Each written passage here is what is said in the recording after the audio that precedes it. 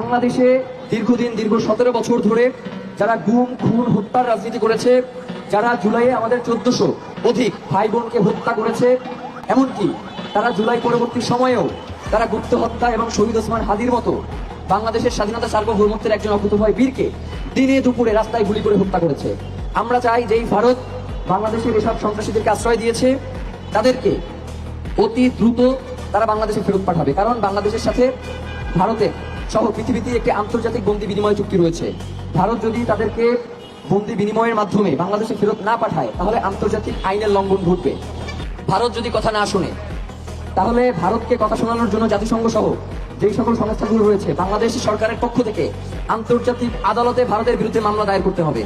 আমরা চাই অতি দ্রুত ভারতে খুনি হাসিনা সহ আওয়ামী লীগের যেসব সন্ত্রাসীরা আশ্রয় নিয়েছে, তাদেরকে ভারত থেকে অতি দ্রুত বাংলাদেশে ফেরত পাঠানো হোক। যদি না পাঠায়, তাহলে বাংলাদেশে কর্মরত সকল ভারতীয়দের ওয়ার্ক পারমিট বাতিল করতে হবে।